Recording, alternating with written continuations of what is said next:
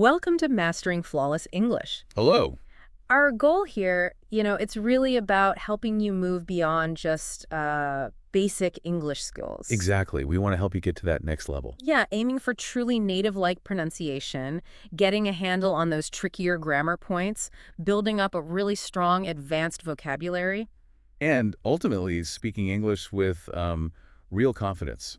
We're all about practical techniques, stuff you can actually use, showing how it works in the real world, not just, textbook theory. Right.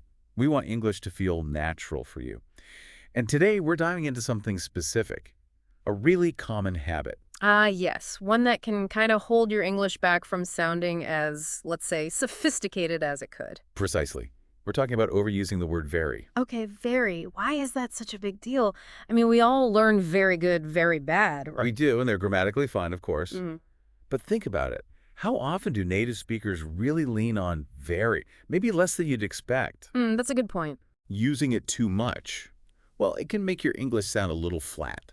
A bit repetitive, maybe. Simplistic, even. You'd lose the chance to be more expressive, more precise. Exactly. It's like, imagine you're painting, Okay. and you only use the primary colors. You can make a picture. But it won't have much depth, right? You're missing all the shades, the nuances you get from mixing. That's the perfect analogy. Yeah. So let's talk about upgrading some of these common very phrases. Great idea. Where should we start? Very good. That's probably the most common one. Definitely. So instead of just very good, think about words like excellent, fantastic, wonderful, superb, outstanding. Lots of options. So like instead of saying the presentation was very good. You could say the presentation was outstanding Yeah. or superb. See how much more impact that has. Yeah, it definitely sounds stronger, more descriptive. Okay, what about the opposite?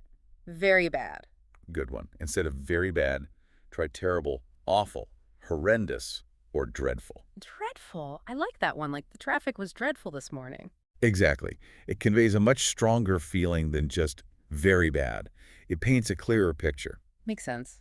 How about feeling tired? Very tired. Ah, yes. You could use exhausted, worn out, maybe even shattered if it was really intense. Shattered. That's a good British English one, too. It is.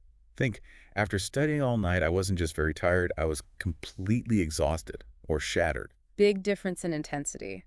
And for positive feelings, very happy. Right. Move beyond that to things like thrilled, ecstatic, delighted, overjoyed. She was very happy with the surprise party becomes. Maybe. She wasn't just very happy, she was absolutely ecstatic or I overjoyed. meant so much more colored, isn't it?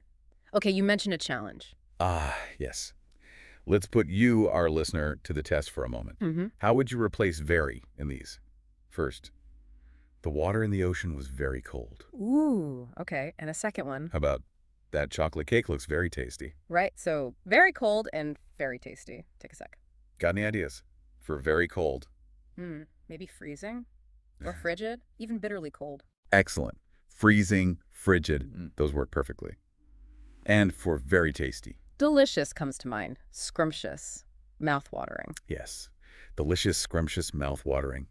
They all sound much more appealing than just very tasty. And it's interesting, these aren't just simple swaps, are they? Freezing feels different from just very cold. Exactly. They often carry slightly different shades of meaning. Choosing the right strong adjective adds real depth. It makes your English sound more natural, more energetic. So the main takeaway here is pretty clear, I think. Which is, Well, consciously choosing these stronger, more specific adjectives instead of defaulting to very all the time, it's a powerful way to elevate your English. absolutely. It shows you've got a richer vocabulary. It makes you sound more fluent, more confident. Then your communication just becomes more impactful overall. Definitely. And look, if you're finding these tips useful on your path to, well, mastering flawless English. Yeah, we'd love it if you'd engage a bit. If you found this useful, maybe give it a like. It really helps other learners discover the channel. And share your own examples. What are your favorite alternatives to very? Let us know in the comments below. Please do. And, we really want to invite you to check out all the other videos here on the Mastering Flawless English YouTube channel. There are loads more lessons like this one. Yeah, we cover pronunciation, grammar, vocab, Lots of useful stuff. So definitely hit that subscribe button, like this video, and maybe share it. It tells YouTube that this is helpful content and helps us reach more people. And don't forget to check the link in the description. We often put extra resources and links there for you. Thanks so much for joining us for this deep dive today. Keep practicing. Yes, keep believing in your progress. You're doing great. Every little bit helps bring you closer to that goal of speaking flawless English. We look forward to continuing this journey together with you. Until next time.